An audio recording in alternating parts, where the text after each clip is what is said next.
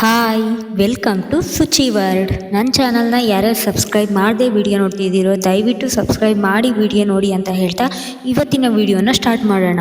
ಬನ್ನಿ ಹಾಗಿದ್ರೆ ಇವತ್ತಿನ ವಿಡಿಯೋದಲ್ಲಿ ರವೀಂದ್ರನಾಥ್ ಟ್ಯಾಗೋರ್ ಅವರ ಕುರಿತಾದ ಕೆಲವೊಂದು ವಿಷಯಗಳನ್ನು ತಿಳಿದುಕೊಳ್ಳೋಣ. ರವೀಂದ್ರನಾಥ್ ಟ್ಯಾಗೋರ್ ಅವರ ಬಗ್ಗೆ ಅದೆಷ್ಟು ಹೇಳಿದರೂ ಕಡಿಮೆಯೇ. ಇಡೀ ದೇಶಕ್ಕೆ ರಾಷ್ಟ್ರಗೀತೆಯನ್ನು ದಾರೆ ಎರೆದು ರಾಷ್ಟ್ರಭಕ್ತಿಯಲ್ಲಿ ತೇಲಿಸಿದ ಮಹಾಕವಿ ಇವರು ಅಂದಿನ ಕಾಲಮಾನಕ್ಕೆ ಭಾರತದ ಉದ್ದಗಲಕ್ಕೂ ಪ್ರವಾಸ ಮಾಡಿ ಭಾರತದ ಹಿರಿಮೆಗರಿಮೆಯನ್ನು ಅರ್ಥೈಸಿಕೊಂಡು ಭಾರತೀಯರ ಗೌರವದ ಪ್ರತೀಕವಾಗಿ ಒಂದು ಪದ್ಯವನ್ನು ಬರೆಯುತ್ತಾರೆ. ಅದುವೇ ರಾಷ್ಟ್ರಗೀತೆಯಾಗಿ ಎಂದೆಂದಿಗೂ ಜೀವಂತವಾಗಿ ಬಿಟ್ಟಿತು. ಹಾಗೆಯೇ ರವೀಂದ್ರನಾಥ್ ಟ್ಯಾಗೋರರ ಬದುಕೆ ನಮ್ಮೆಲ್ಲರಿಗೂ ಸ್ಫೂರ್ತಿ ಎಂದರೂ ತಪ್ಪಾಗಲಾರದು.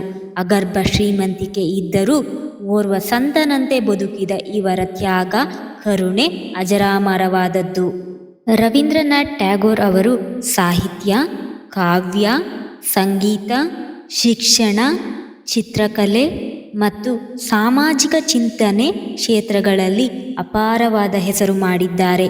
ಹಾಗೆಯೇ ಇವರ ಬಾಲ್ಯವನ್ನು ಒಮ್ಮೆ ನಾವು ಗಮನಿಸುವುದಾದರೆ ರವೀಂದ್ರನಾಥ್ ಟ್ಯಾಗೋರ್ ಅವರು 1861 ಮೇ 7ರಂದು ಕೋಲ್ಕತ್ತಾದ ಜೋರಾಸ್ಯಾಂಕೋದಲ್ಲಿ ಅತ್ಯಂತ ಶ್ರೀಮಂತ ಕುಟುಂಬವಾದ ಟ್ಯಾಗೋರ್ ಮನೆತನದಲ್ಲಿ 14 ಮಕ್ಕಳಲ್ಲಿ ಕಿರಿಯ ಮಗನಾಗಿ ಜನಿಸಿದರು.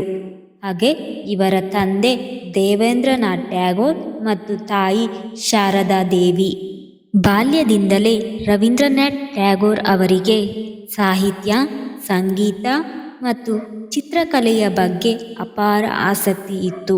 ಅವರು ಶಾಲೆಯ ಸಾಂಪ್ರದಾಯಿಕ ಶಿಕ್ಷಣಕ್ಕಿಂತ ಮನೆಯಲ್ಲಿಯೇ ವಿವಿಧ ವಿಷಯಗಳನ್ನು ಕಲಿತರು. ಚಿಕ್ಕ ವಯಸ್ಸಿನಲ್ಲಿಯೇ ಕವನಗಳನ್ನು ಬರೆಯಲು ಆರಂಭಿಸಿದರು. ರವೀಂದ್ರನಾಥ್ ಟ್ಯಾಗೋರ್ ಅವರು ಮೃಣಾಲಿನಿ ದೇವಿಯನ್ನು ಮದುವೆಯಾದರು. ಅವರಿಗೆ 5 ಜನ ಮಕ್ಕಳಿದ್ದರು. ರವೀಂದ್ರನಾಥ್ ಟ್ಯಾಗೋರ್ ಅವರು ಕವನ, ಕಥೆ, ಕಾದಂಬರಿ ಮತ್ತು ನಾಟಕ ಹಾಗೂ ಪ್ರಬಂಧ ಸೇರಿದಂತೆ ಅನೇಕ ಸಾಹಿತ್ಯ ಕೃತಿಗಳನ್ನು ರಚಿಸಿದರು. ಅವರ ಪ್ರಸಿದ್ಧ ಕೃತಿಗಳಲ್ಲಿ ಗೀತಾಂಜಲಿ ಪ್ರಮುಖವಾದದ್ದು. ಹಾಗೆಯೇ 1913ರಲ್ಲಿ ಗೀತಾಂಜಲಿ ಕೃತಿಗಾಗಿ ಸಾಹಿತ್ಯದ ನೊಬೆಲ್ ಪ್ರಶಸ್ತಿ ಪಡೆದರು. ನೊಬೆಲ್ ಪ್ರಶಸ್ತಿ ಪಡೆದ ಮೊದಲ ಭಾರತೀಯ ಹಾಗೂ ಮೊದಲ ಏಷ್ಯನ್ ಎಂಬ ಹೆಗ್ಗಳಿಕೆಗೆ ಕೂಡ ಇವರು ಪಾತ್ರರಾದರು. ಟ್ಯಾಗೋರ್ ಅವರು ಶಿಕ್ಷಣ ಕ್ಷೇತ್ರದಲ್ಲಿಯೂ ಮಹತ್ವದ ಕೆಲಸ ಮಾಡಿದರು. ಅವರು ಶಾಂತಿನಿಕೇತನವನ್ನು ಸ್ಥಾಪಿಸಿ ನಂತರ ವಿಶ್ವಭಾರತಿ ವಿಶ್ವವಿದ್ಯಾಲಯವನ್ನು ರೂಪಿಸಿದರು.